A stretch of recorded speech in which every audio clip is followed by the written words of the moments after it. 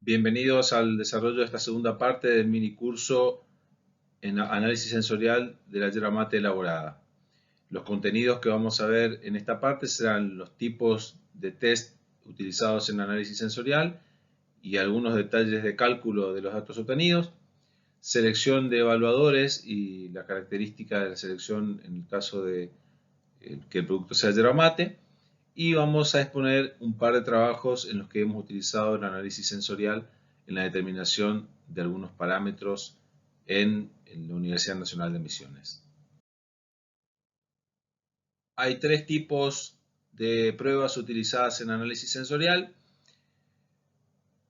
las cuales son denominadas pruebas discriminativas o de diferencia, test o pruebas descriptivas y test o pruebas afectivas de preferencia o aceptabilidad. Los objetivos de cada una son diferentes y el tipo de evaluador que puede trabajar en cada una también va a depender del tipo de prueba. Cuando hablamos de pruebas del tipo de diferencia o discriminativas, pueden ser realizadas por evaluadores con o sin entrenamiento. Los test descriptivos necesitan sí o sí que las personas que participan o que desarrollan las pruebas sean un panel entrenado, y los test afectivos necesariamente deben de ser desarrollados por consumidores del producto. Hay una característica en todas las pruebas de análisis sensorial que, ya sean consumidores o paneles entrenados, deben ser consumidores del producto, ¿sí? Yo no puedo ser probador de un producto que no consumo, ¿sí? Entonces, a menos que, bueno, me entrene y me haga consumidor del mismo, pero lo ideal es que yo sea consumidor habitual de ese producto. El primer tipo de test que vamos a estudiar va a ser los test de diferencia o discriminativos.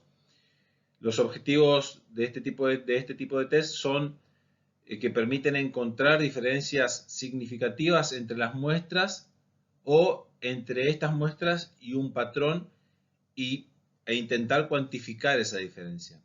Esencialmente buscan responder a la pregunta de si los productos pueden ser considerados diferentes uno de otros, ¿sí? Y se pueden ampliar las preguntas a si existe alguna diferencia, cómo el analista encuentra o describe esa diferencia y de qué tamaño es esa diferencia. Vamos a desarrollar un par de test discriminativos, el test de triángulo, que para mí es muy útil en análisis de yerba mate, y el test de diferencia con un patrón. Los test discriminativos parten del hecho de que las dos muestras son diferentes y que esas pruebas son utilizadas para ver cuáles son los aspectos en los que radica esa diferencia. También puede ser que una muestra sea percibida como que no es diferente, y entonces se pueden considerar dos situaciones que intentan responder a las cuestiones, ¿sí? De si en un caso de si hay una diferencia entre las muestras, esos son los test de diferencia global, ¿sí? Y ver si la diferencia se debe a algún atributo sensorial entre las muestras, y eso serían las pruebas para diferenciar atributos. Un ejemplo de test de diferencia global es el test de triángulo, ¿sí? Que, bueno, acá aparece una norma brasilera que encontré, que es esta, la ABNT-NBR ISO 4120, que lo describe. ¿Cuál es el área de aplicación de este tipo de test? Él mismo determina si existen diferencias en un producto debido a cambio de ingredientes, cambio de un proceso, por el embalaje, por el envase o por el almacenamiento. Puede ser utilizado en estos casos. Determina si hay una diferencia global donde ningún atributo sensorial específico puede ser identificado como el responsable. Por eso se habla de diferencia global, ¿sí? No hablamos de que hay diferencia en tal o cual atributo. Puede ser utilizado para seleccionar y controlar a los analistas, a los evaluadores en su capacidad de discriminar. Hay un análisis que se llama el análisis secuencial que se puede utilizar para selección de evaluadores. Vamos a verlo después.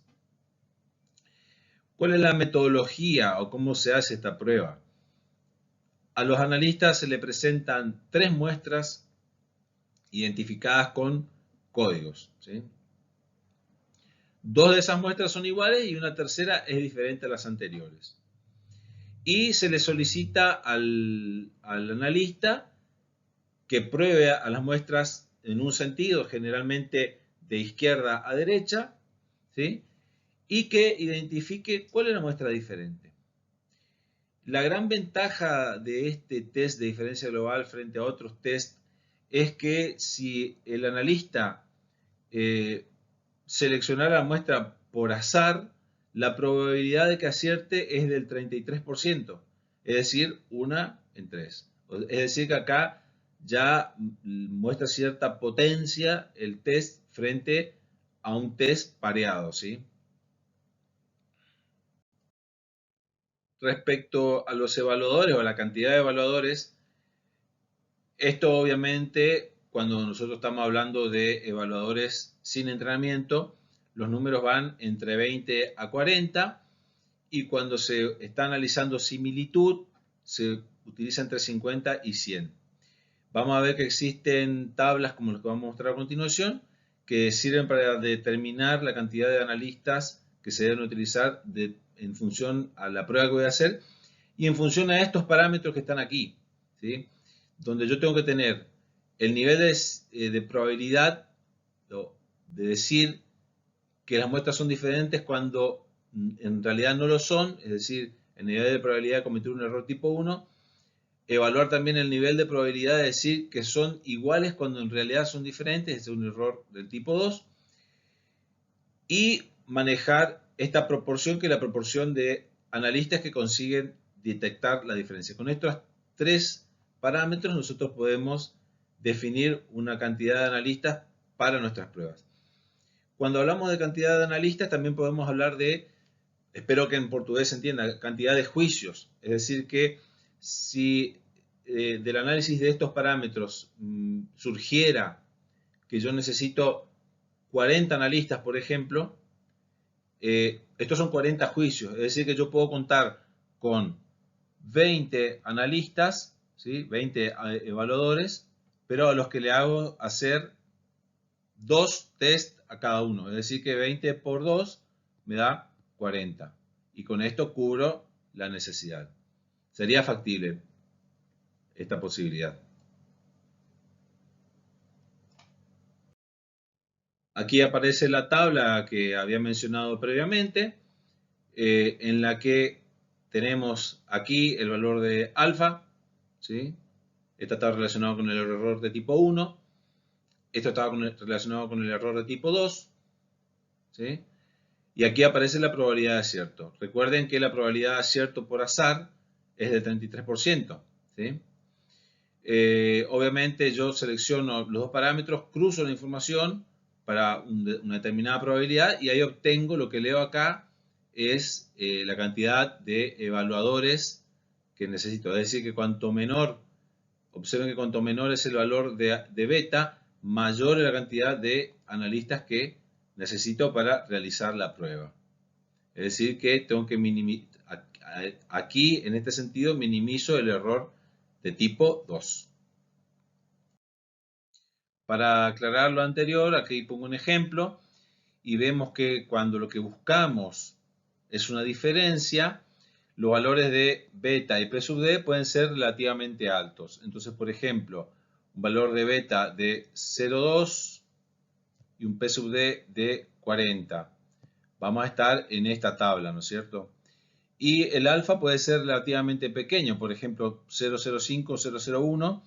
Entonces en ese caso nos estaría dando los valores de alfa que aparecen en el círculo, es decir, 23 y 35. O sea que estaríamos requiriendo 23 o 35 analistas según el nivel de error que yo admita para el error de tipo 1 sería, para el alfa. Si el objetivo del test, por otro lado, es encontrar una igualdad, entonces los valores de alfa pueden ser relativamente grandes y los de beta y p sub d relativamente bajos. Entonces, por ejemplo, beta 0,05, que está por acá, p sub d 30%, que está por acá, y para un valor de alfa de 0,10 estaría obteniendo una cantidad de evaluadores igual a 54 que aparece señalado en el círculo de color azul. Bueno, esta sería la manera de utilizar esta tabla para planificar cuántos analistas preciso, dependiendo de lo que estoy buscando es una igualdad o una diferencia en el test de triángulo o en general en los test de diferencia global. Bueno, aquí me detengo un poco más en lo que es la prueba propiamente dicha. Esto está esquemáticamente pensado para yerba mate, ¿sí? Entonces tenemos 3 mates, 3 copos conteniendo yerba mate con el código de 3 números correspondientes, ¿sí? Esto es importante, lo de los códigos, ¿sí? Porque no me dice nada acerca de la muestra que está dentro. No hay ningún orden lógico que me incite a cometer ese error que yo mencionaba en la primera parte. Y aquí se indica el sentido de la prueba, es decir, de izquierda a derecha. Esto es lo que ve el analista. Y obviamente acá está hecho un círculo, ¿por qué? Porque cuando preparo la muestra, el director del panel, supongamos que somos nosotros los que preparamos la prueba, nosotros sabemos cuál es la distinta, nosotros sabemos cuál es la diferente. El que me tiene que indicar cuál es la diferente, con sus sentidos, es el evaluador. Este es un formato de planilla utilizada para la realización de las pruebas. El nombre del test utilizado, algunos datos. Aquí puede ser importante o interesante conocer el género de la persona, si es hombre o mujer, por ejemplo. La edad, ¿sí? Otro dato que puede ir acá, edad. Una explicación muy breve de en qué consiste la prueba, ¿sí? Entonces, se les dice que se le entregan 3 muestras, que 2 son iguales, ya se le avisa que hay 2 que son iguales, y una que es distinta. Escriba los códigos de las muestras entregadas. Entonces, por ejemplo, muestra 131, muestra 285, muestra 847. ¿Sí? Se escriben los números, ¿sí? Aquí, de los códigos. ¿Por qué? Porque cada analista recibe un orden distinto. Y en el cuarto cuadro, aquí, escriba el nombre de la muestra que considera distinta o diferente. Entonces, yo soy evaluador, pruebo la muestra desde izquierda a derecha y encuentro que la muestra distinta es la 285. Entonces anoto aquí. Obviamente, el que organizó la prueba tiene una guía y sabe cuáles son las muestras distintas en cada uno de los casos. Ya vamos a ver con un ejemplo. Ahora borro todo esto para que no quede desprolijo. Bien. Desarrollaremos un ejemplo a modo de clarificar todo lo que hemos conversado. Aquí está expuesto que un nuevo lote de materia prima es recibido para la producción de yerba mate.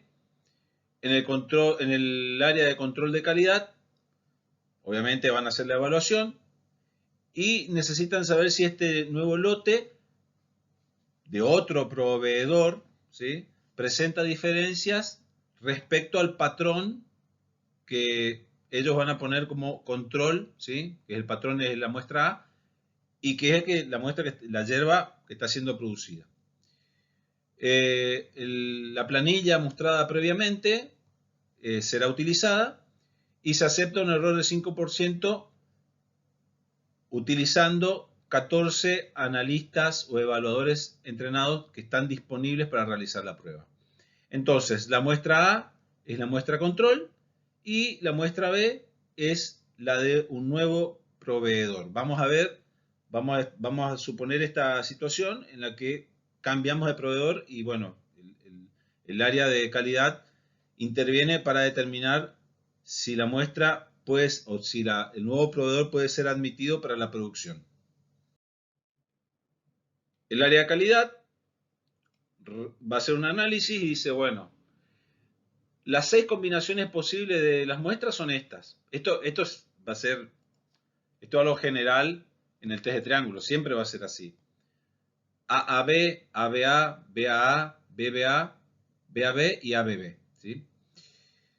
Son las 6 combinaciones posibles.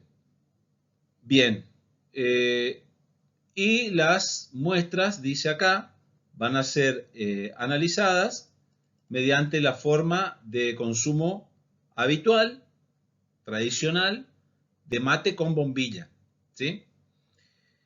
Ya vamos a ver por qué hago esta aclaración. Cuando lleguemos al final, les voy a mostrar que se puede evaluar de otra forma. Entonces vamos a evaluar así, ¿sí? Acá estoy tomando un tereré, ¿sí? Esto es un mate con bombilla, esto es tereré.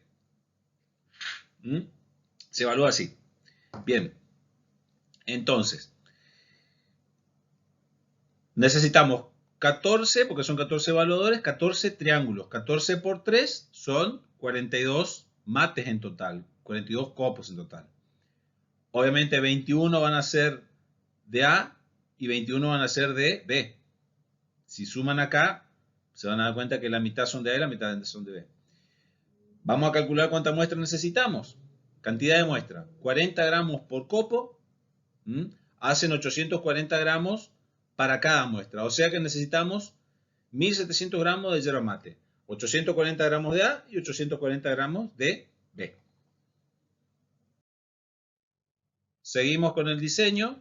Ahora pasamos a definir cómo vamos a codificar.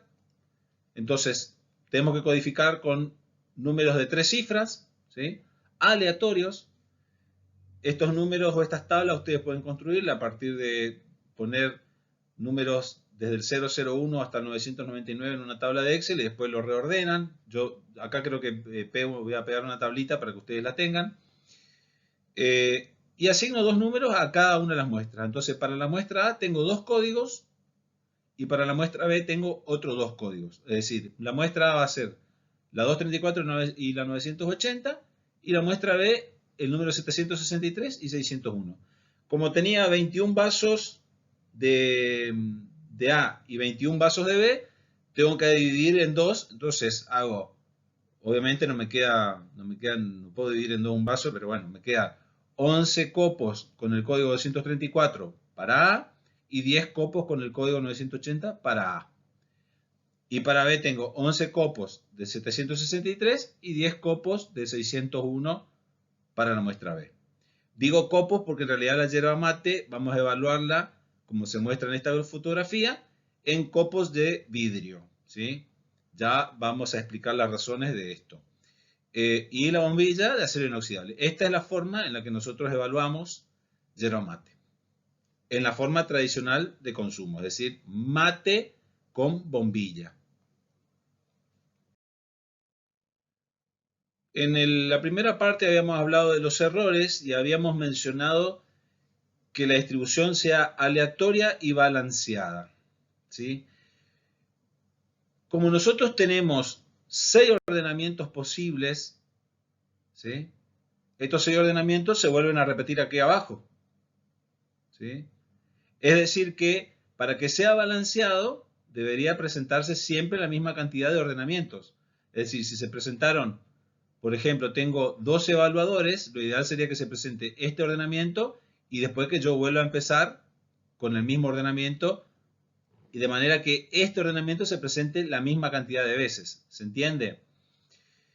Como tengo 14, empiezo con AAB, ABA, BAA, BBA, BAB, ABB y después reinicio. AAB, ABA, BAA, BBA, BAB, ABB. ¿Sí? Es lo mismo que estaba acá. Y después elijo 2 al azar. Eso significa que esté balanceado. Esto es una prueba balanceada. Y después es aleatoria. ¿Por qué? Porque el primer evaluador recibe esta. El segundo evaluador recibe esta, pero no sabe lo que está recibiendo. El tercer evaluador puede recibir la bandeja 10. ¿Sí? Y así sucesivamente. Como existen 14 analistas, entonces hay 14 triángulos. ¿Qué es esto? Bandeja. ¿Sí? Bandeja es donde se llevan las muestras. Acá están los códigos y acá está la codificación. Es decir, que el analista lo que ve, el evaluador ve esto. Y yo, que soy el que armé la prueba, veo esto.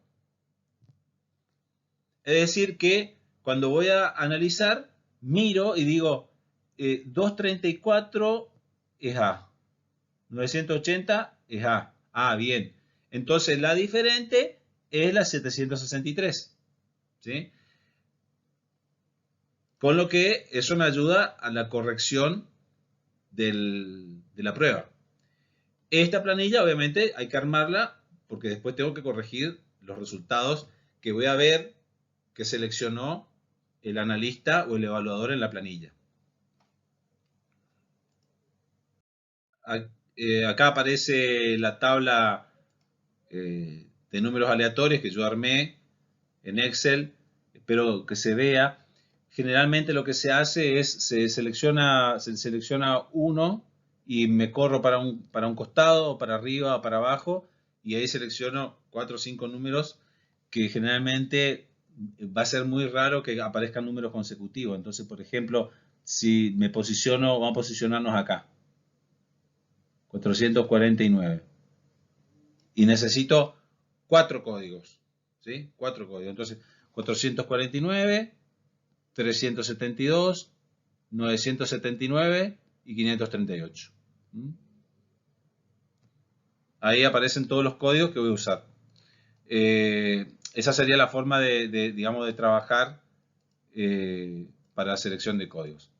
Esto lo pueden armar muy fácil en Excel o en la bibliografía aparecen tablas de números aleatorios. Volvemos a presentar el grafiquito que habíamos utilizado antes. Entonces esto es lo que ve el analista, esto es lo que ve en la mesa, en la tabla. Mira y ve los 3 vasos. ¿Pero qué ve él? Ve el 234, el 980 y el 601. Prueba y en base a sus sentidos, vista, olfato, gusto, tiene que decir cuál es diferente. No se olviden, cuando hablábamos de errores, que va a buscar todos los indicios posibles. El analista, en este momento, cuando está haciendo la prueba, él va a buscar todos los indicios posibles para encontrar la diferente. Obviamente va a apelar a los sentidos, ¿sí?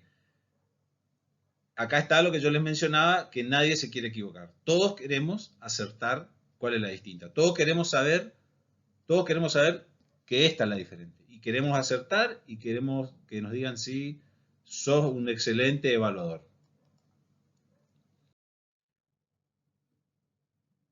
Hicimos la prueba, los 14 evaluadores probaron las muestras y la pregunta es, ¿cómo analizo? ¿Sí? ¿Cómo analizo los resultados? Entonces, se analiza a través de estas tablas que están también en los libros de análisis sensorial, en donde en esta columna, espero que se entienda en español, nosotros teníamos 14 evaluadores, ¿sí? Pero si esos evaluadores hubieran hecho 2 triángulos, porque puedo darle 2 triángulos, en vez de un triángulo le doy 2, tendríamos 28 juicios. Son juicios, no evaluadores, juicios. Entonces, no está mal que yo le dé más de un triángulo. Entonces, estadísticamente es mucho más pesado la información que tengo, ¿sí?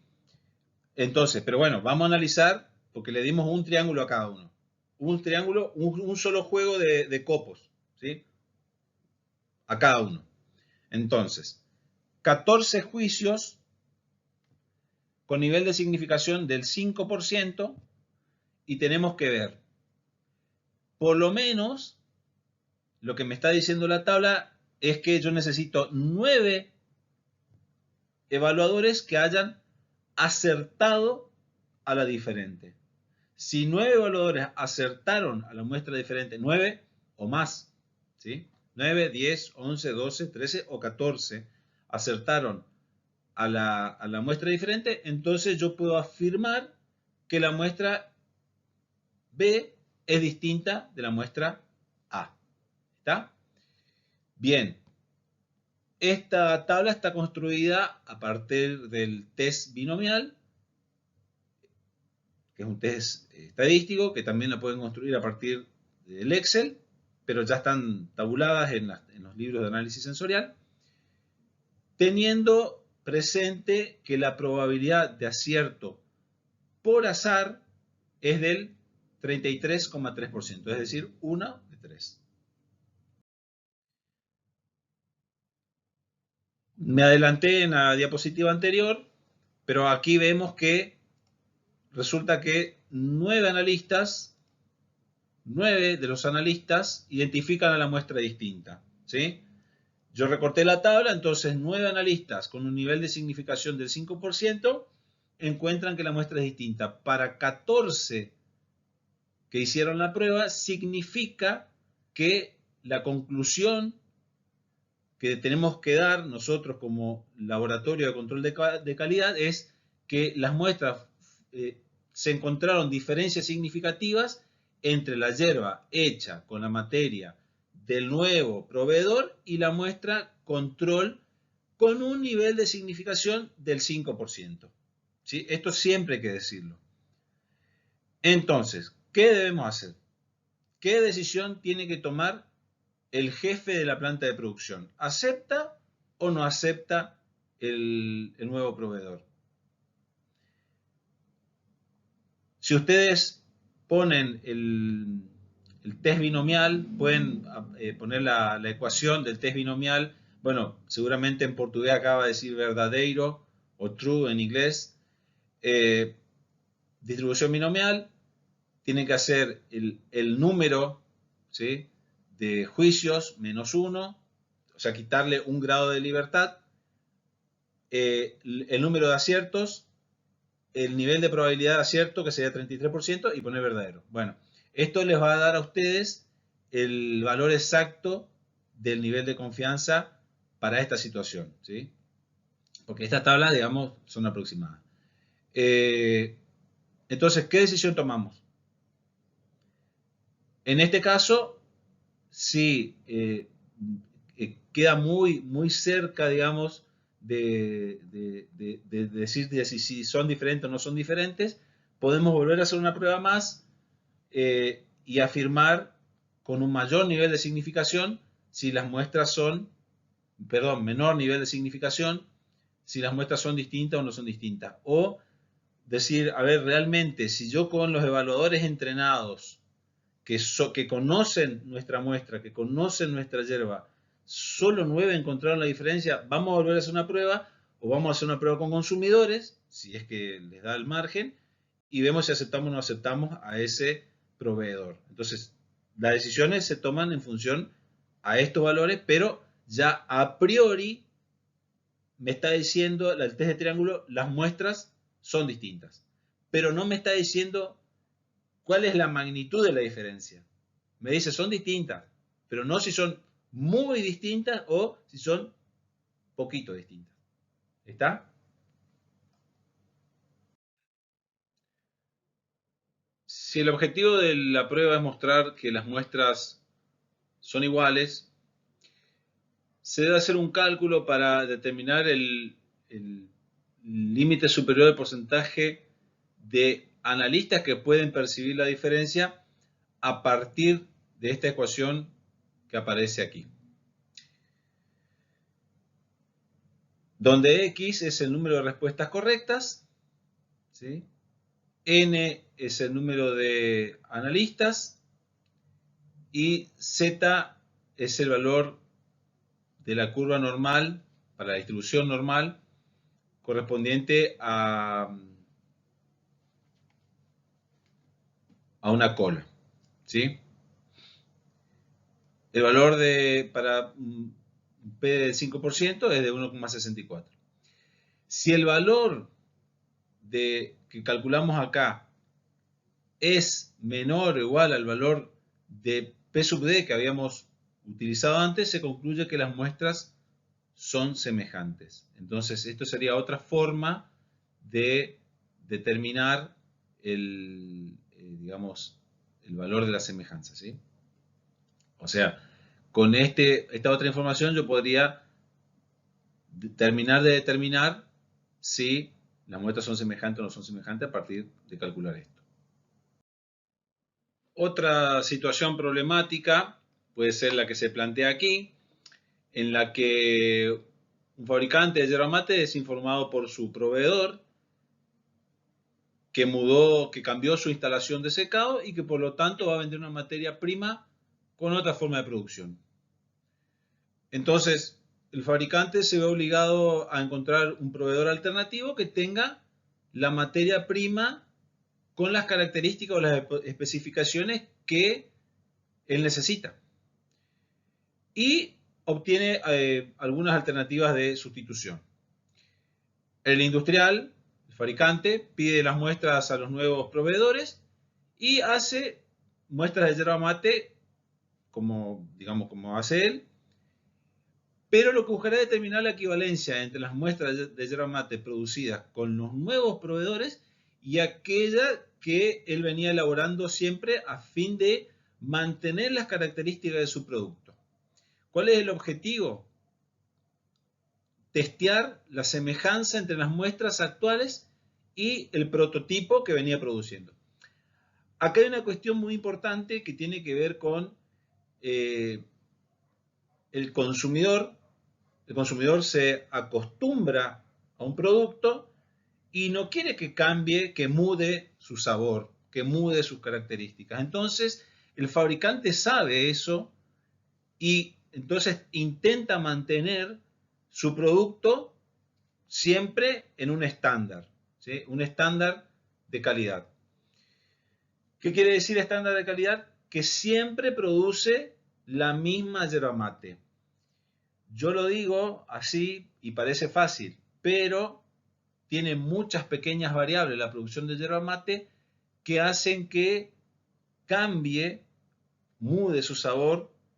Entonces, este aspecto, este problema es algo muy común que se presenta y el industrial debe cuidarlo. ¿Por qué? Porque entonces la fidelidad del consumidor, la fidelidad a la marca, al producto, si no se mantienen sus características organolépticas en el tiempo, se pierde. Es una de las cuestiones que hace a la calidad de la yerba mate. Bueno, vamos a ver cómo estudiamos este problema, que en realidad, si lo miramos, es muy parecido al anterior, y vamos a ver, en realidad el objetivo del problema anterior era mostrarles cómo se hace el test de triángulo. Acá vamos a ver, cuando yo estoy buscando semejanza, cómo debo proceder en cuanto a la cantidad de analistas principalmente. Ya lo habíamos mencionado, si analizamos la cantidad de evaluadores a partir de los valores de beta, de P sub D, podemos, si buscamos igualdad, ¿sí? Semejanza, asumir un beta pequeño, un P sub D moderado, y mantengo un riesgo modesto del error de tipo 1, escogemos un valor de alfa igual a 0,2, 20%.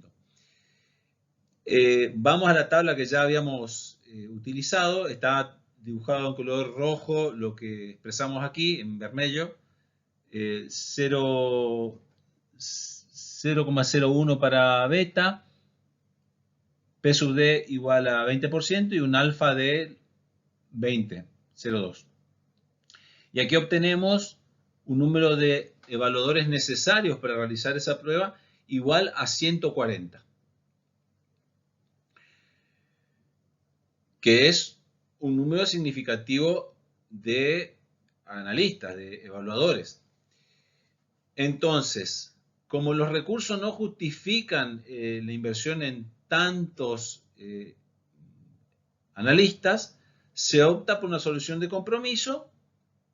Seguimos manteniendo el mismo riesgo de tipo 1 para el error de tipo 1 y modificamos los valores de beta y de P sub D, lo cual está señalado en color celeste aquí. Es decir, que obtenemos un nuevo número de analistas igual a 64. ¿Qué pasa? Una cosa es lo que uno hace en los papeles y otra cosa es lo que uno hace en la práctica. Hacer una evaluación con 140 personas, evaluadores, tiene un costo mucho mayor que hacerlo con 64. Entonces, todas esas cuestiones se deben evaluar. Bien, se planifica el test, se hace con consumidores habituales, se hacen los test explicativos, ¿sí? Porque como el consumidor es consumidor pero no sabe cómo se hacen las pruebas, entonces podemos explicarle usando vasitos de agua salada y agua sin sal. Entonces decirle, bueno, le ponemos 3 vasos, uno tiene agua salada, 2 no lo tienen, como para que quede claro bien cómo se tiene que hacer la prueba.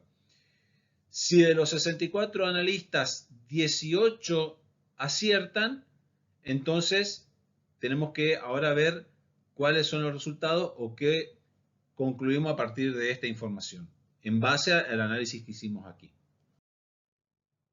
Aplicamos la ecuación que habíamos visto previamente, cuando era un test de semejanza.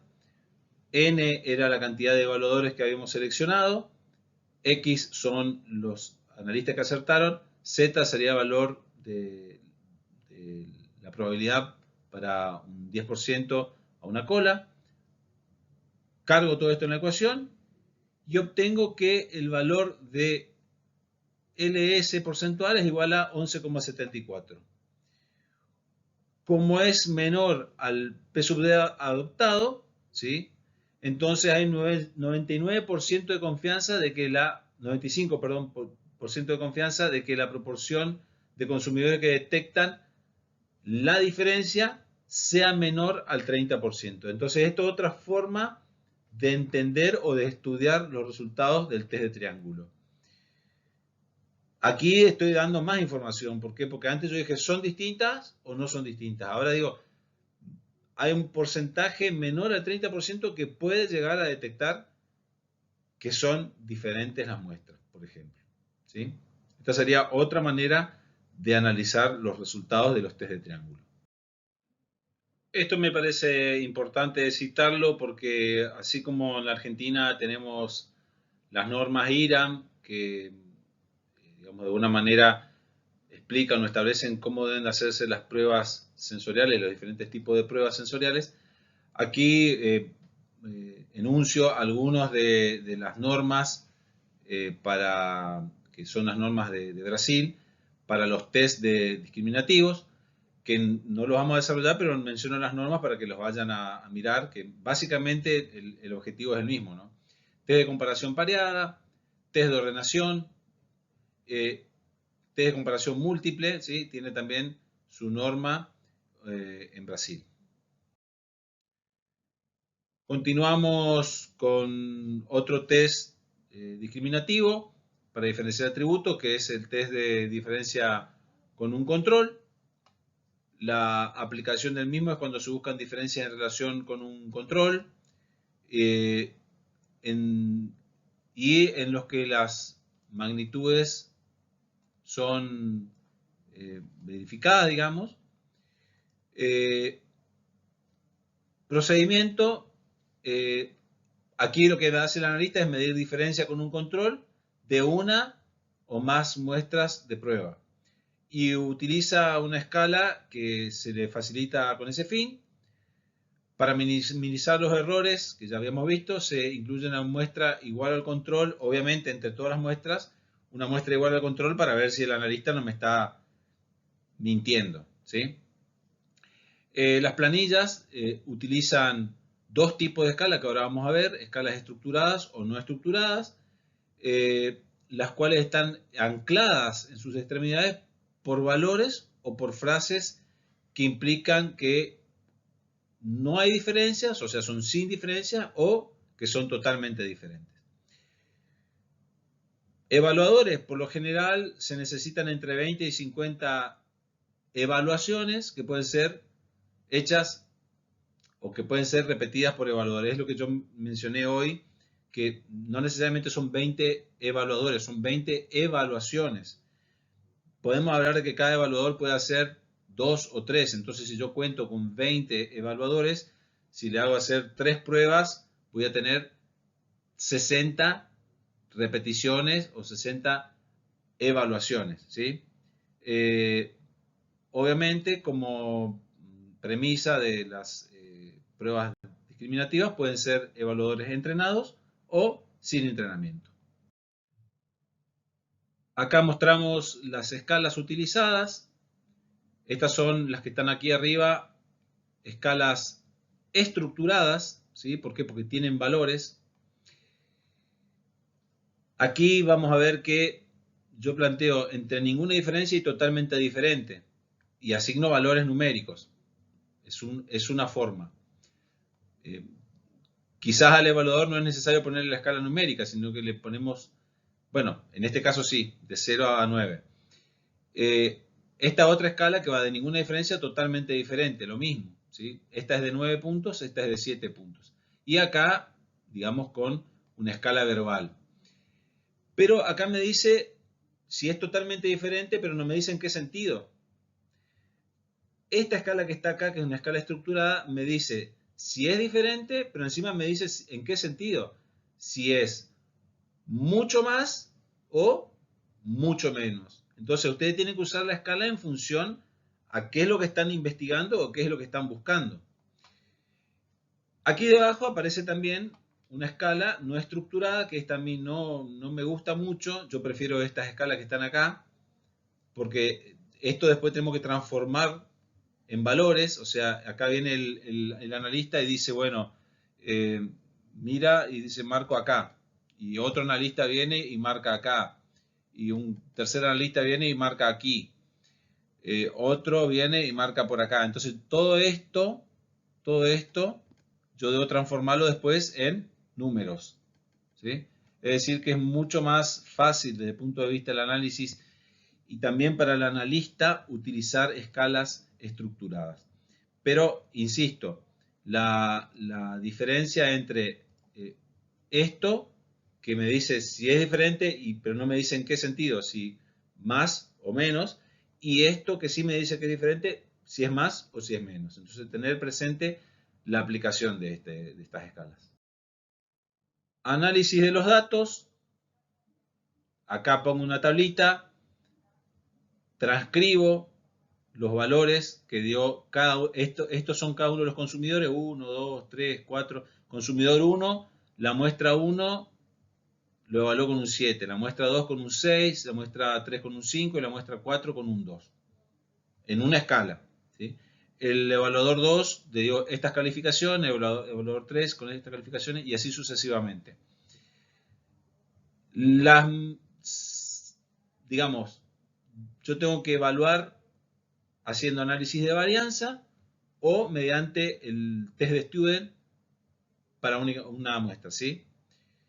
En el Excel, si ustedes ponen en complementos, datos de herramientas de análisis, datos de análisis, pueden seleccionar y trabajar con el Excel y hacer el análisis de varianza allí. No me voy a detener a explicar cómo se hace el análisis de varianza porque esto tiene que ver con estadística y bueno, nos excedería en el tiempo. Pero bueno, tengan presente que se transforman los datos de la escala en valores numéricos y después comparo muestra 1, 2, 3 y 4 a través del análisis de varianza para ver primero si existen diferencias entre las muestras y después, pues, primero para ver si existen diferencias y después con el test de LSD determinar entre qué muestras existen diferencias. Bueno, pasamos muy rápido los test discriminativos o de diferencia y ahora vamos a ver una descripción muy rápida de los test afectivos o de preferencia. Este tipo de test son utilizados para evaluar el grado de satisfacción o de aceptabilidad de un producto a fin de determinar cuál es más aceptable o preferido, ¿sí? Los tipos de pruebas anteriores podían ser consumidores habituales o un panel entrenado los que realizaran las pruebas. En los test de preferencia, solamente consumidores. Solamente. No panel entrenado. ¿Sí? ¿Por qué? Porque el panel entrenado no evalúa preferencia, no hace test hedónico. ¿Sí? Entonces, conceptualmente, test de preferencia, test afectivo, solo con los consumidores. Consumidor quiere decir que consume el producto. No puedo ir a evaluar yerba mate con una persona que no consume yerba mate de forma habitual. ¿Está? Un aspecto importante que va a influir en este tipo de test y cómo se hace con consumidores es dónde hacemos las pruebas. Si lo hacemos en un laboratorio, en un lugar público centralizado o lo hacemos en el hogar. Acá hay que tener en cuenta el producto que voy a evaluar porque tengo que ver a qué grupo etario corresponde, qué frecuencia de uso le da, sexo, nivel económico, ¿sí? Dentro o fuera de la empresa, ¿sí? Existen ventajas y desventajas. Sexo me refiero al género, o sea, si es hombre o es mujer. La edad, si es una persona adulta o un niño. Hay productos que se evalúan solamente con los niños. ¿Por qué? Porque son los que los consumen. Las golosinas, algunos productos lácteos, ¿sí? Un cosmético, posiblemente haya cosméticos que sean evaluados con mujeres solamente. Frecuencia de uso también, o sea, ¿sí? En yerba mate esto no es un gran problema porque acá el género no influye mucho, los hombres y las mujeres lo consumen por igual a la yerba mate.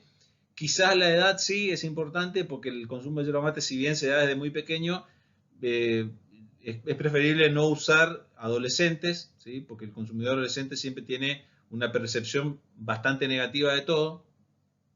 Entonces, tener en cuenta estas cuestiones también. Bueno, dependiendo de dónde se haga, va el número de muestras. Si se hace en laboratorio, pueden ser hasta 5 muestras en una sesión. Si se hace en un lugar centralizado, hasta 4 muestras. En el hogar, hasta 2 muestras. O sea, en el hogar quiere decir que yo le entrego la muestra y la persona lo evalúa como a él más le gusta en su casa. ¿Sí? Ventajas del laboratorio. Hay control, rapidez y bajo costo. Ventaja del centralizado. Tengo muchos consumidores, hay muchas evaluadores disponibles. No hay empleados, es corto y sencillo. En el hogar, ¿cuál es la ventaja? Que el consumo se hace en las condiciones reales en las que la hace el consumidor, ¿sí? En su casa, en su mesa, en su espacio, con su comodidad, y además hay información de marketing. Bueno, las desventajas. Si se hace en un laboratorio es una empresa, los productos son conocidos y la información es acotada. En un lugar centralizado, poco control y, bueno, número muy grande de consumidores. Y en el hogar, ningún control y, obviamente, como se llevan la muestra, la prueban, se toman su tiempo, conseguir la información me cuesta mucho más que aquí, que en el laboratorio. ¿Por qué? Porque tengo que esperar que me responda. Quizás hoy día con el WhatsApp, con el mail, sea un poquito más rápido. Respuesta por producto. En laboratorio 40 a 100. ¿Sí? Es decir, 40 a 100 evaluadores. Más de 100 en un lugar centralizado, evaluadores, y entre 40 y 100 cuando es en el hogar, en la casa. Un tipo de prueba de preferencia muy simple es la comparación de a pares. Los consumidores reciben 2 muestras codificadas y son simplemente preguntados sobre cuál muestra prefieren. Si ambas son preferidas en la misma forma, que lo manifieste. Y el motivo por qué escoge alguna de esas muestras también puede ser consultado. Aquí aparece un modelo de formulario, en las que sencillamente el consumidor indica aquí me gusta más esta o me gusta más la otra. Es muy sencillo de realizar la prueba. Entonces en Yerba Mate esto es aplicable también. De hecho lo hemos realizado, pero lo hemos realizado más con escalas en realidad. Escala hedónica, este tipo de prueba es la que yo prefiero. Acá se puede medir el grado de aceptabilidad, ¿sí? Y las escalas pueden ser, de nuevo, escalas no estructuradas o escalas estructuradas. Entre los casos estructurados, en las escalas estructuradas, yo prefiero las de 9 puntos, ¿sí? 1, 2, 3, 4, 5, 6, 7, 8, 9. Entonces, el analista lo que ve es esta escala y se le pregunta o está anclado entre me disgusta mucho, es decir, no me gusta nada, y en perfecto. Y el analista sencillamente tiene que marcar con una cruz. Esto después yo lo traduzco. Esto yo lo transformo en una escala de 1, 2, 3, 4, 5, 6, 7, 8 y 9, ¿sí? Correspondiéndose cada cuadro con el número. Es decir que después esta escala estructurada yo la transformo en valores numéricos.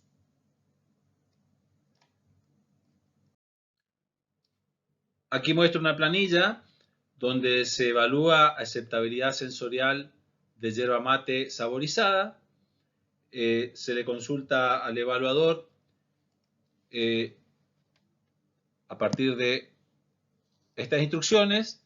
Se le dice, utilizando la siguiente escala, evalúe la aceptabilidad de cada atributo. Primero evalúe todos los atributos de la muestra 521 y luego la de 316. Es decir, que tiene una planilla para esta muestra y una planilla para la muestra 316.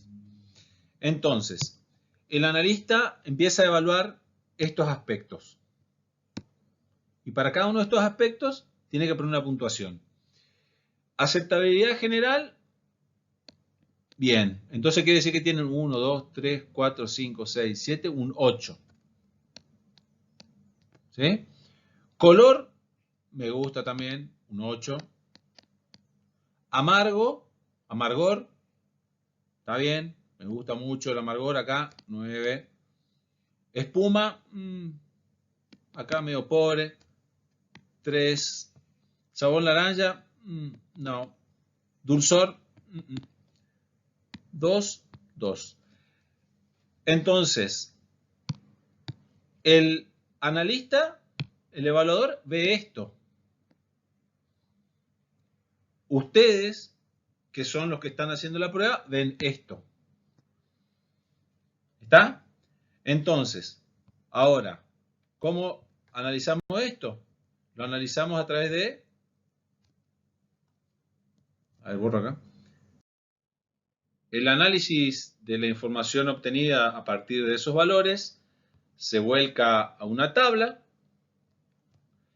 y esa tabla se analiza mediante análisis de varianza. Primero se va a establecer en general si hay diferencias y después quizás puedan hasta trazar algún gráfico. Esto lo pueden hacer en algún programa estadístico. Entonces, por ejemplo, para la muestra 521, para la muestra 243, para la muestra 367, para la muestra 784, y le dice, bueno, para la muestra 521, este es la media, ¿sí? Para la 243, esta es la media. Para la 367 quizás esté por acá, ¿sí? Que sea la 784 por acá. Entonces, entre la muestra 521 y la 243 no hay diferencias significativas. Entre la 521 y las 784 tampoco.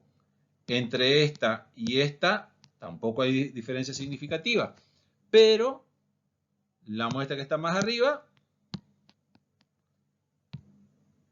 esta sí tiene diferencias con el resto. Esto desde el punto de vista gráfico, que pueden hacerlo a través de programas estadísticos, como por ejemplo el StatGraphic Plus. Bueno, borro esto. Ahora vamos a ver algunos resultados obtenidos en yerba mate.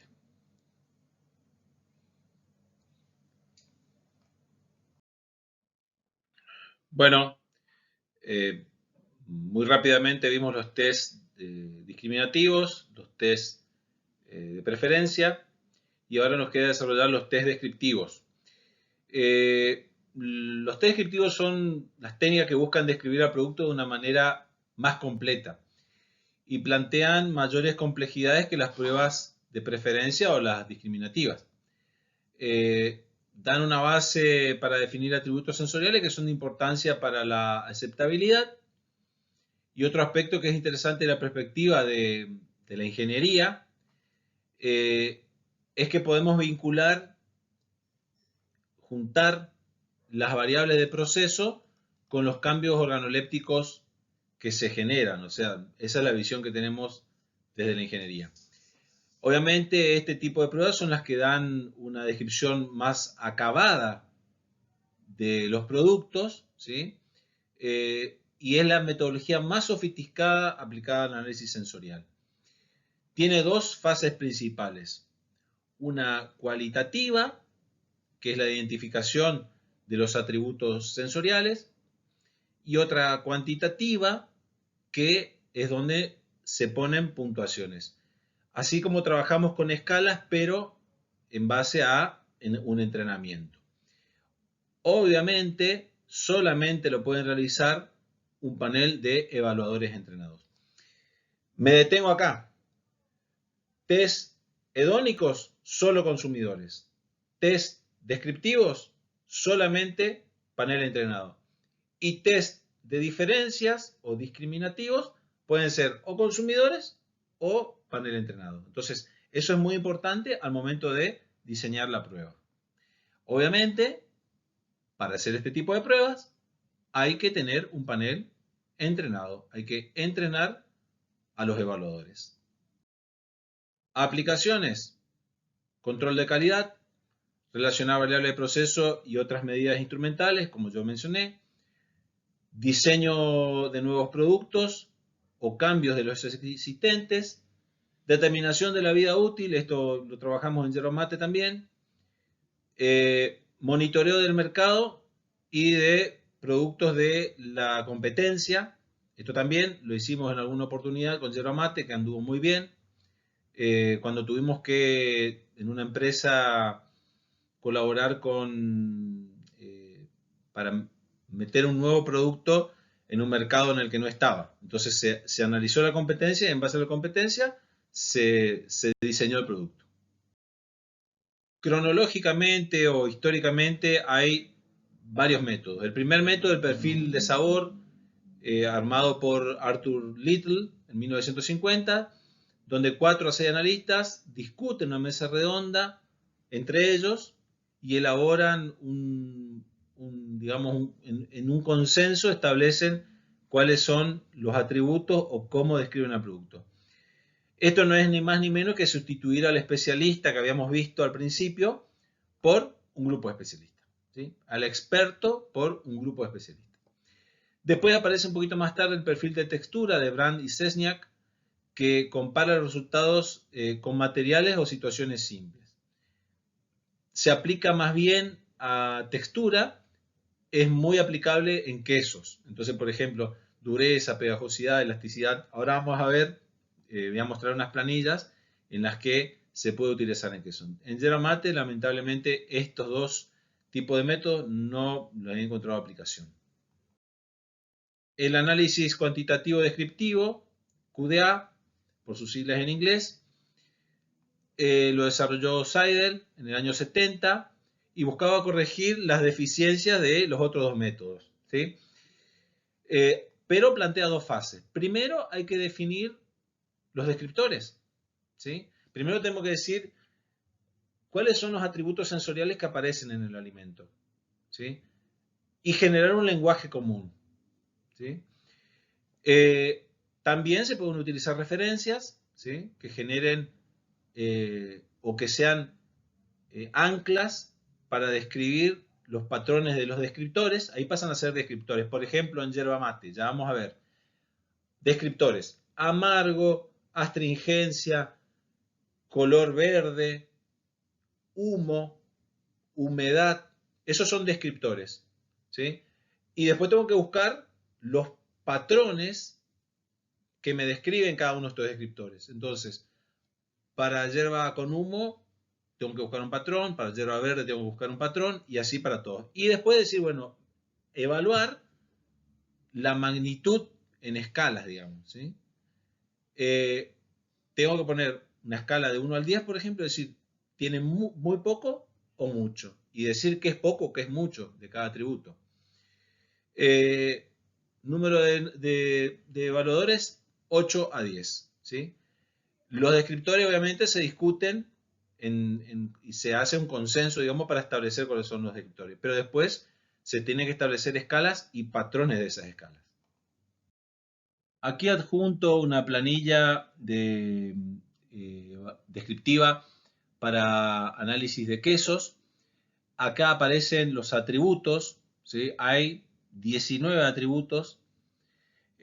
Aquí quiero que observen en estos atributos de textura que se ven acá muy chiquitito cuáles son los digamos, los patrones. Entonces, por ejemplo, para firmeza aparece zanahoria cruda, ¿sí? Para medir la firmeza, o la friabilidad se mide a partir de una galletita. Primero definimos qué es friabilidad y después ponemos una escala, ¿sí? Porque acá está la escala, desde muy débil hasta elevada, una escala de 7 puntos, pero ponemos como patrones para decir, bueno, pruebo el queso, pruebo la zanahoria y digo, cenoura en portugués, cenoura cocida aquí, ¿sí? Entonces, tengo eso como referencia para lo que es textural. Esto es en quesos. En yerba se puede hacer también con otros patrones que vamos a ver ahora. Bueno, para yerba mate, acá aparece el listado de algunos atributos sensoriales y de este lado los patrones de sabor. Me interesa estas dos últimas que están aquí, ¿sí? Para que vean cómo definimos los patrones. Para yerba mate húmeda, esto es el patrón, humedad, aquí y aquí. El patrón es yerba mate almacenada en condiciones de humedad elevada. Yerba mate torrada, lo que yo le mencionaba, lo de los secaderos. Una yerba mate que ha sido calentada a 180 grados centígrados por 10 minutos. Entonces, ese es nuestro patrón para yerba mate torrada. Y después tenemos que definir la escala, si es muy torrada o muy poco torrada.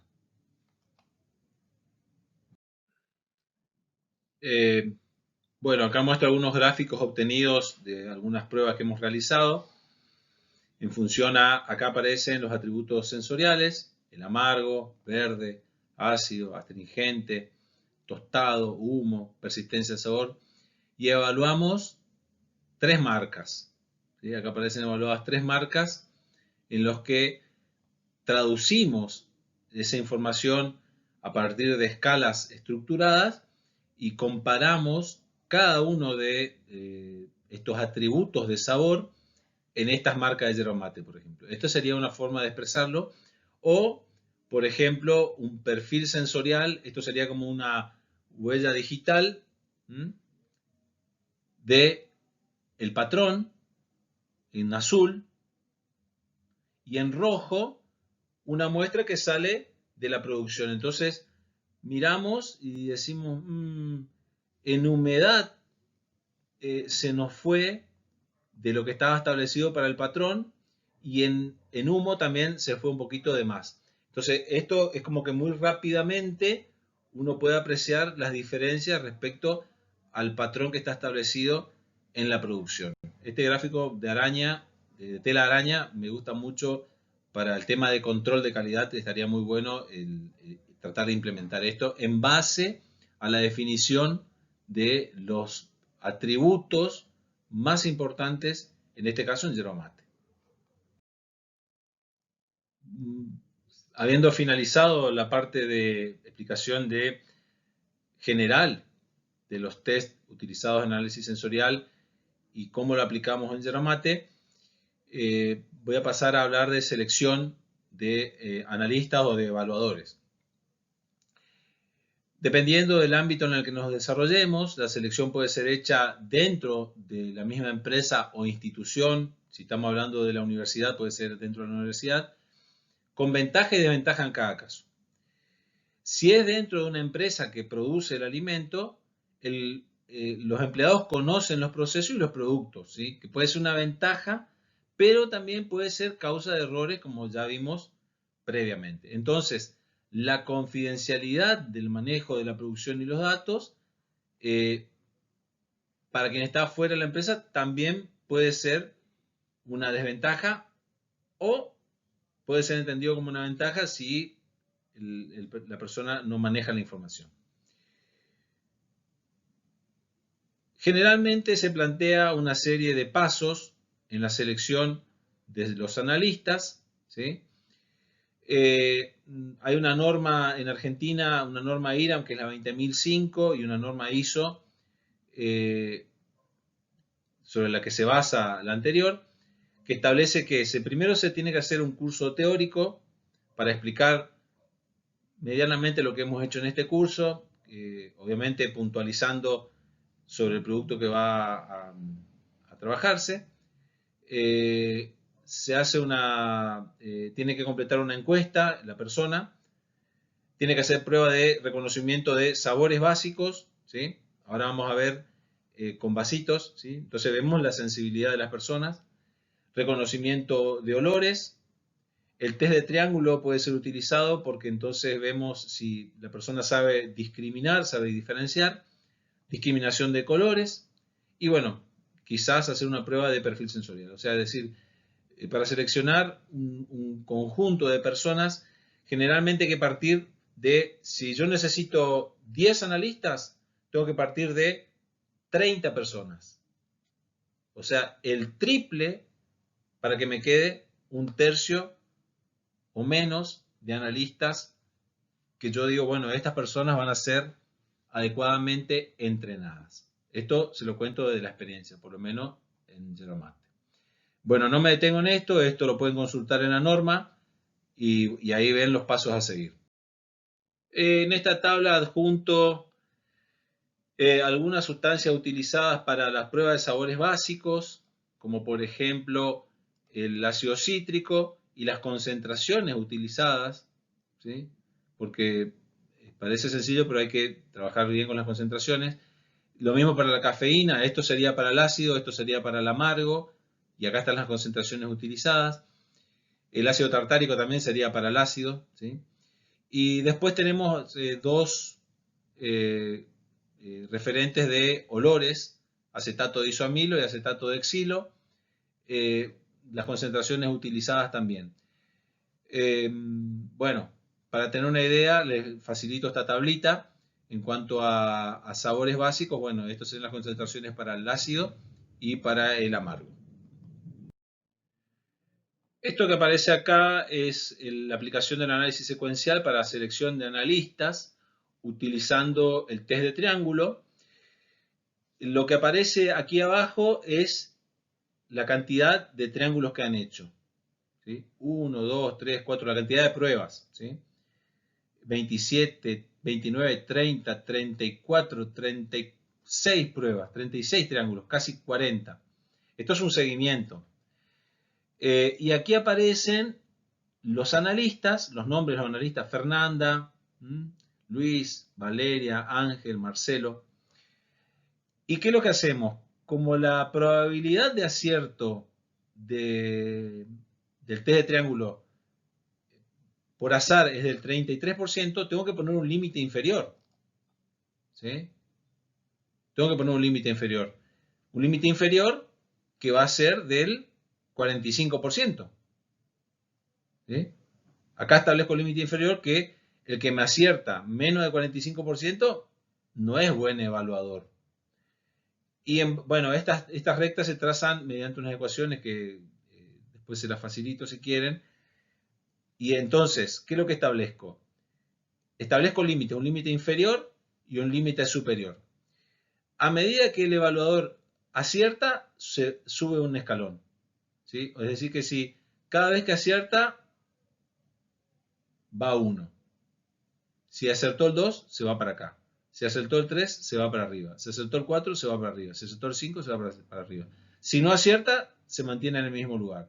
El siguiente test no acierta, se mantiene en el mismo lugar. El siguiente test no acierta, se mantiene en el mismo lugar. Se mantiene en el mismo lugar, se mantiene en la horizontal. O sea, acierto, un salto vertical.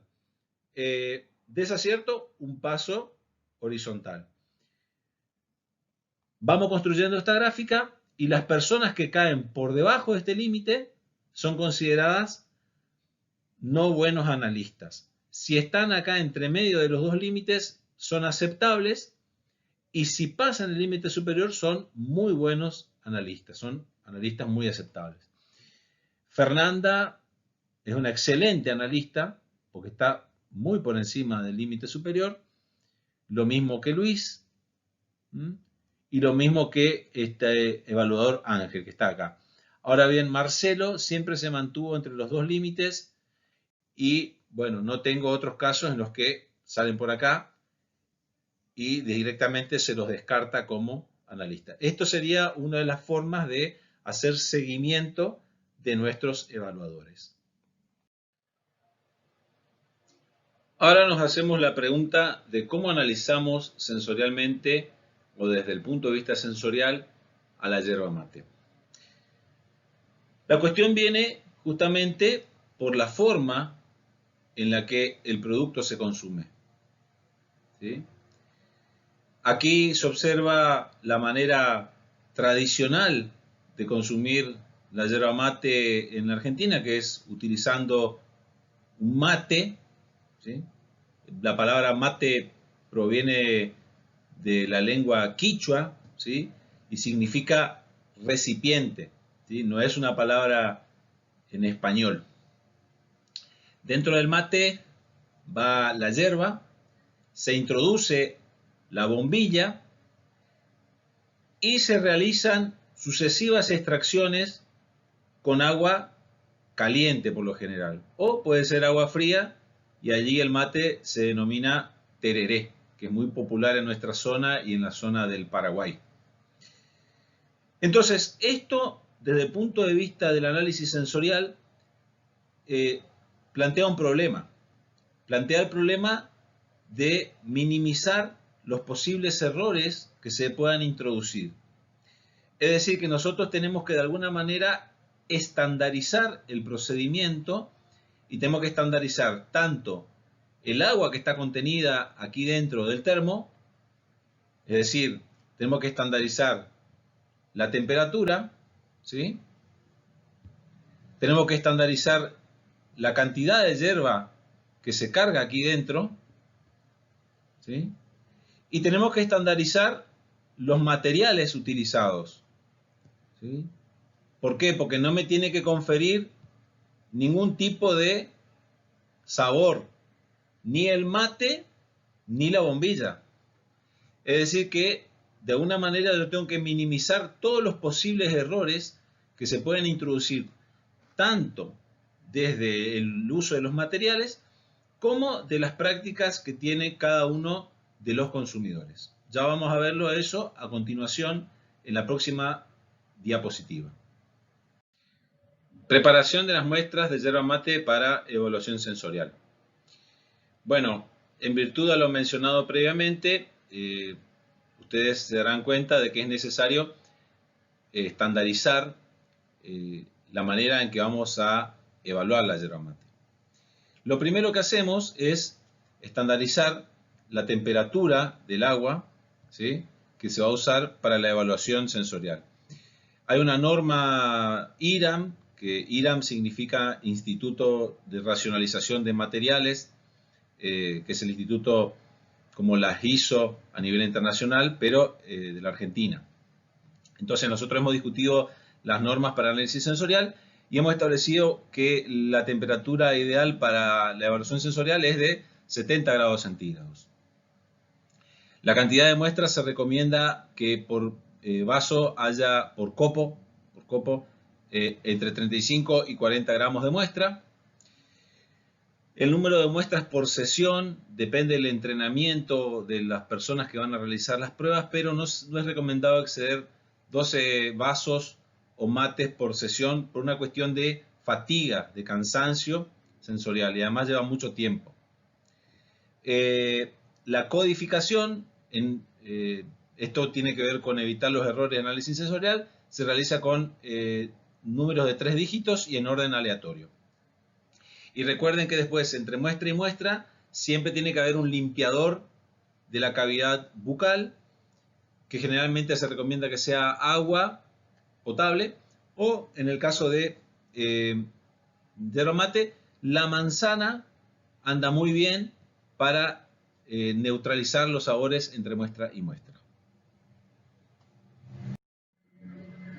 Bueno, ya lo hemos conversado. Aquí a la izquierda vemos los mates típicos utilizados para el consumo con bombilla de la yerba mate, de madera, de porongo, de metal.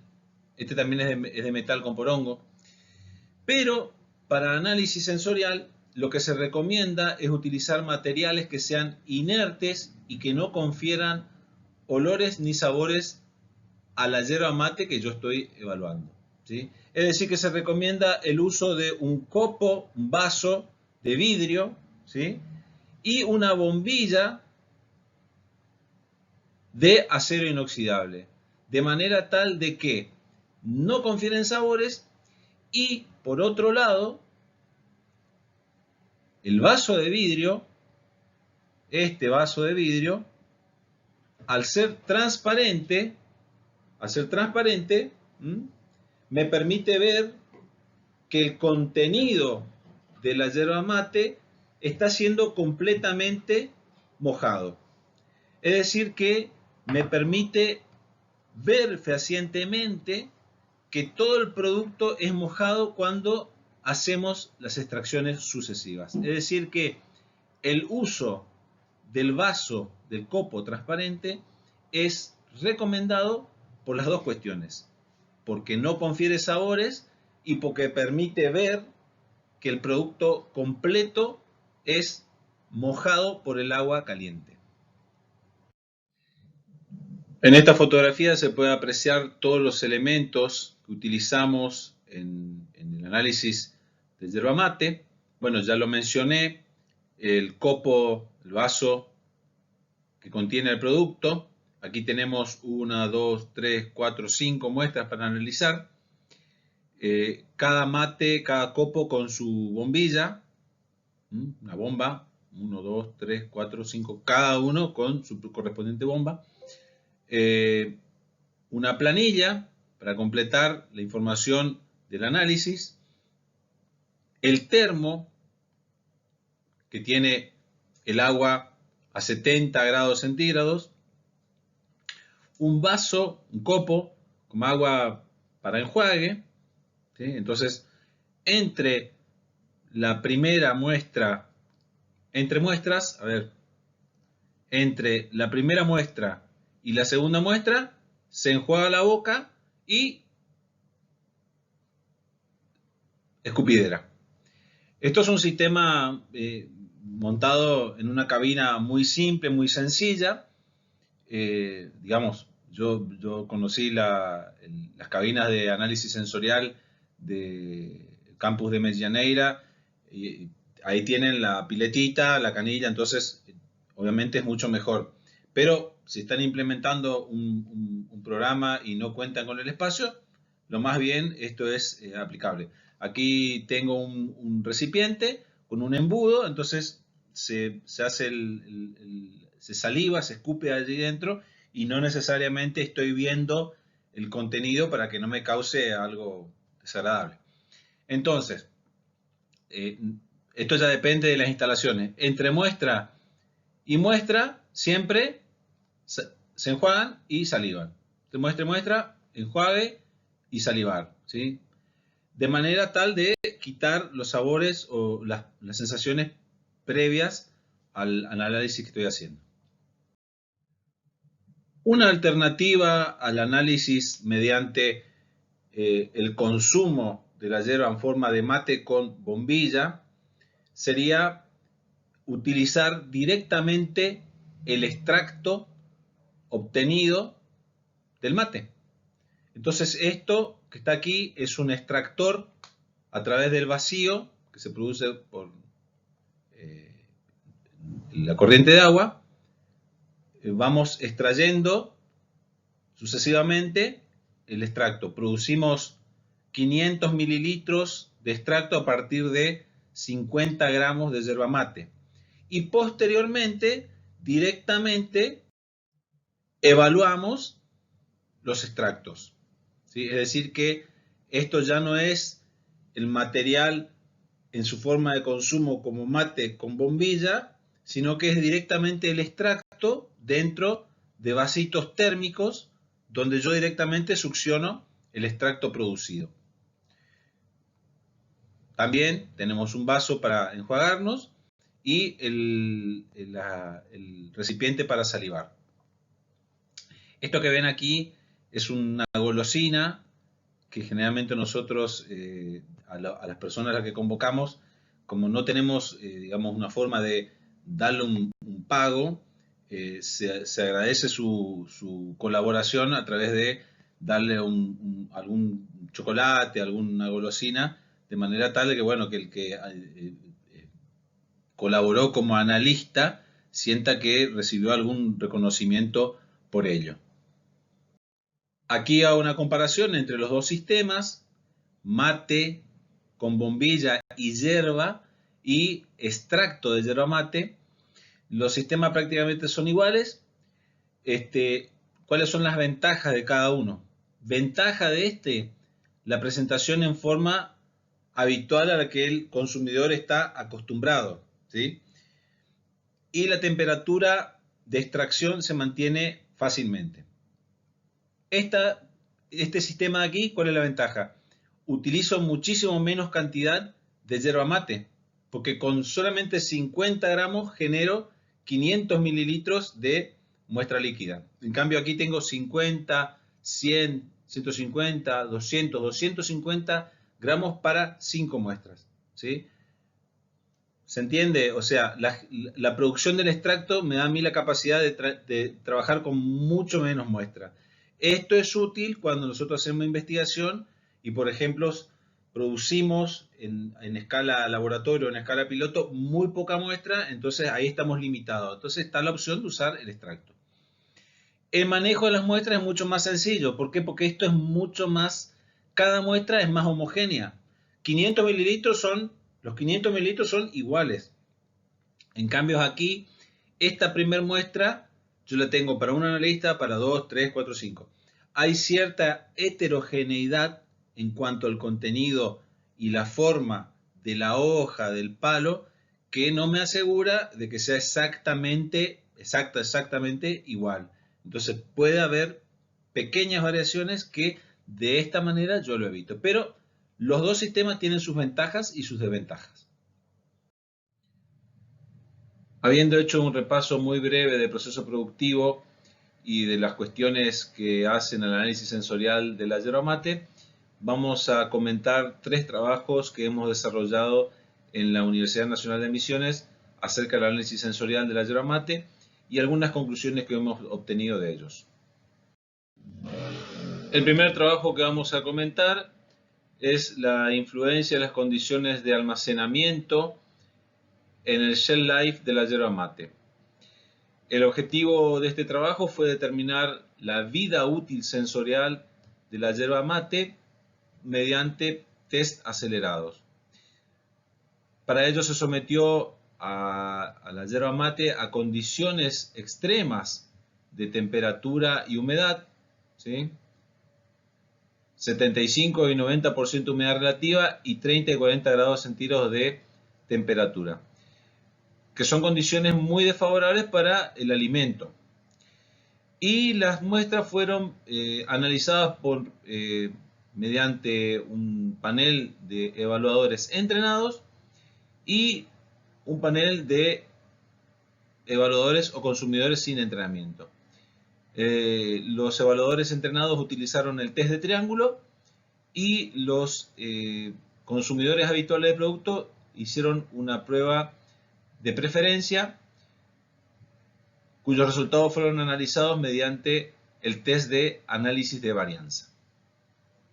Aquí podemos observar en las figuras la yerba mate colocada en bandejas con un espesor de unos 2 centímetros y debajo soluciones salinas que daban las soluciones salinas saturadas que daban las condiciones de humedad relativa que necesitábamos para el estudio. En estas imágenes se observan las presentaciones que se hacía de las muestras a los consumidores habituales y a los evaluadores entrenados. Aquí se hacía un test de aceptabilidad en una escala de 9 puntos.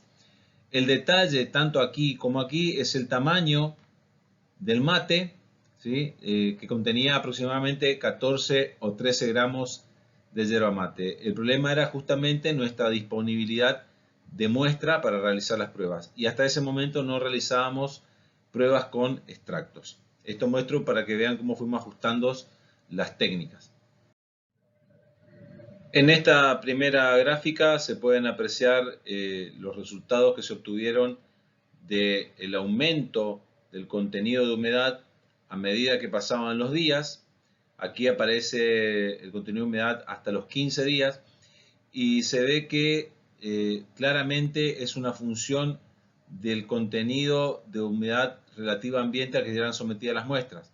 Para las muestras que eran sometidas a 75% de humedad relativa no se superaba el 15% en la muestra. En cambio, para las que estaban sometidas a un 90% de humedad relativa se llegaba a alcanzar hasta un 20% de humedad en la muestra de yerba mate.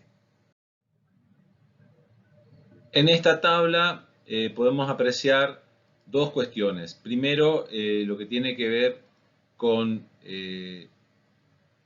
la cantidad de días que pasan hasta que se encuentra el fallo.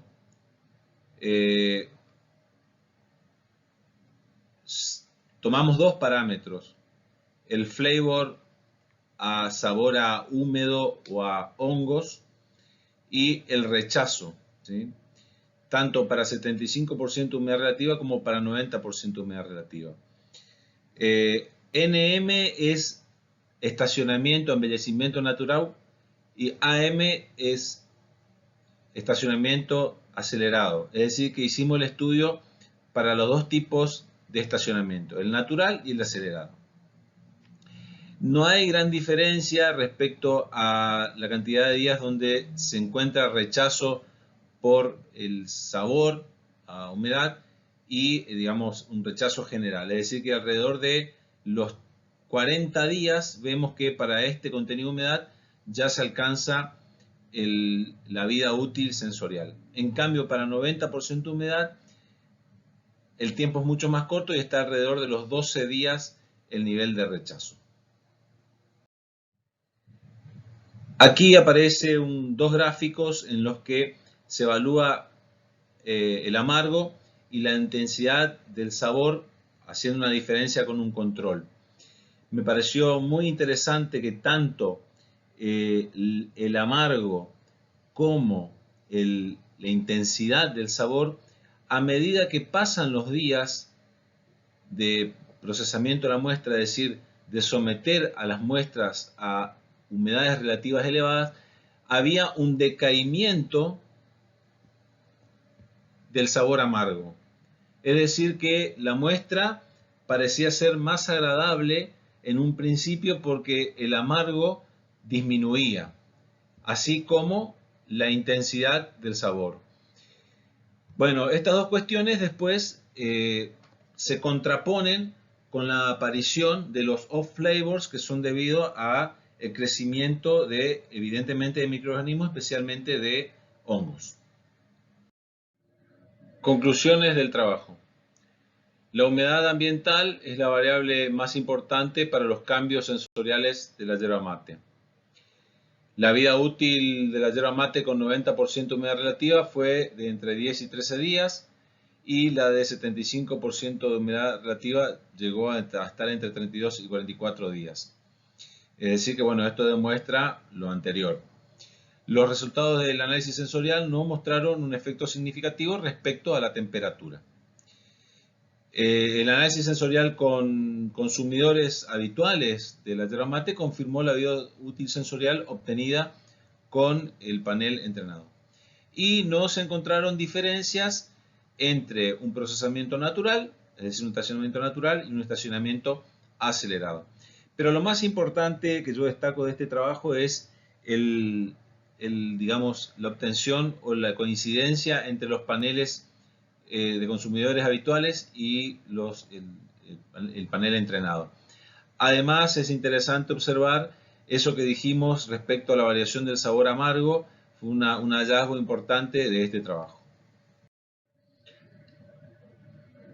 El siguiente trabajo realizado por nuestro equipo de investigación fue estudiar la variación fisicoquímica y sensorial durante el estacionamiento de la yerba mate.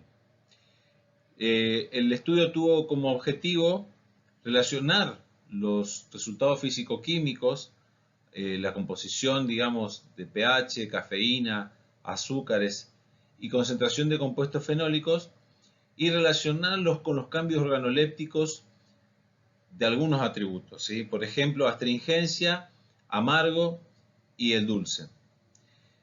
Se compararon 3 tipos de estacionamiento: el que ya mencionamos, el natural, el acelerado y uno que es mixto. El estudio se realizó a partir de una muestra de 150 kilogramos de yerba mate, la cual fue subdividida en 6 muestras. 2 muestras fueron sometidas a un estacionamiento natural, 2 muestras fueron sometidas a un estacionamiento en el que solo se controlaba la temperatura, y 2 muestras fueron sometidas a un estacionamiento en el que tanto la humedad como la temperatura estaban controladas. Es decir que los parámetros que se manejaron fueron temperatura y humedad. Y sobre cada una de estas se realizaron las determinaciones de variación de los parámetros físico-químicos y organolépticos. Determinaciones. De cada muestra particular se separaron hojas de las ramas y se armaron las muestras respetando una proporción de 20-80, es decir, 20% en masa de ramas y 80% en peso o en masa de hojas. Y las muestras fueron almacenadas a 20 grados bajo cero. Sobre las muestras se realizaron determinaciones de cafeína, glucosa, fructosa, sacarosa, maltosa y compuestos fenólicos y pH. Para el análisis sensorial se utilizaron los extractos obtenidos a partir de 50 gramos de muestra con 500 mililitros de agua a 70 grados centígrados. El análisis sensorial se realizó con 8 analistas entrenados para analizar o evaluar el sabor. Un sabor por sesión, evaluamos el amargo, el astringente, el dulce, ¿sí? Se instruyeron para dar una puntuación del 1 al 10 respecto a la intensidad de esos sabores y se realizaron 3 sesiones por cada sabor, por cada muestra. Los gráficos que aparecen aquí reflejan los resultados de los análisis sensoriales para el sabor astringencia y amargo. Se evaluaron los datos obtenidos por los analistas mediante análisis de varianza, es decir, se realizó un test de ANOVA para 4 tiempos diferentes, dependiendo del tipo de procesamiento. El procesamiento A es humedad y temperatura controlada, el procesamiento B es temperatura controlada y el procesamiento C es estacionamiento natural. Se observa que tanto para el procesamiento con temperatura controlada como para el procesamiento con estacionamiento natural, observen aquí la cantidad de días, se produce una caída de la astringencia, es decir que las muestras son menos astringentes con el aumento de día de estacionamiento. En cambio, para el sabor amargo se observa en todos los casos un aumento del sabor amargo con el tiempo de estacionamiento. Es decir, que evidentemente el estacionamiento confiere características sensoriales diferenciadoras al producto. Conclusiones de este trabajo, no lo mostré, pero la parte fisicoquímica no la analicé. Las conclusiones respecto a lo fisicoquímico es que las concentraciones de cafeína, glucosa, fructosa, sacarosa, maltosa y compuestos fenólicos y pH generalmente disminuyen en los tres métodos. Lo interesante observar acá es que la cafeína disminuye su concentración, pero el amargo aumenta. Entonces, evidentemente, el amargo presente en la yerba mate con estacionamiento es responsabilidad de otro compuesto. La cafeína fue el componente que tiene la mayor variación durante el estacionamiento. Esto también es curioso respecto a lo que aparece en el sabor.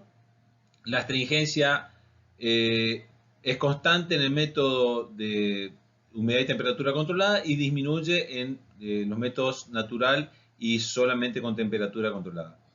La intensidad del amargo aumenta en los tres métodos, como ya lo vimos previamente. Y bueno, el dulce también disminuye en los tres métodos, que yo no lo mostré por una cuestión de tiempo.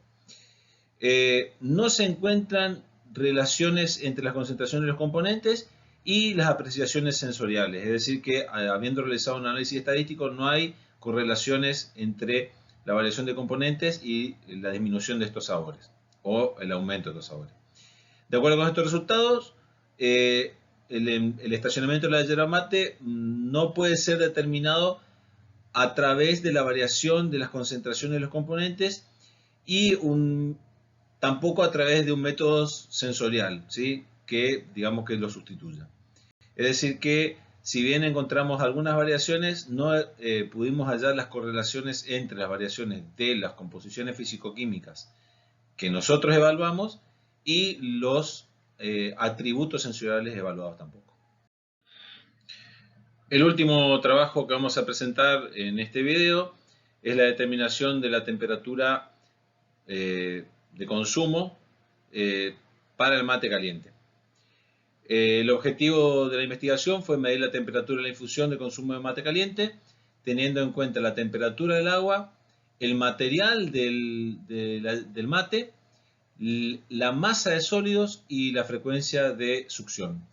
Se realizaron los test con 30, 40 y 50 gramos de yerba mate y las temperaturas de 70, 80 y 90 grados centígrados. Una frecuencia de entre mate y mate de 60 segundos.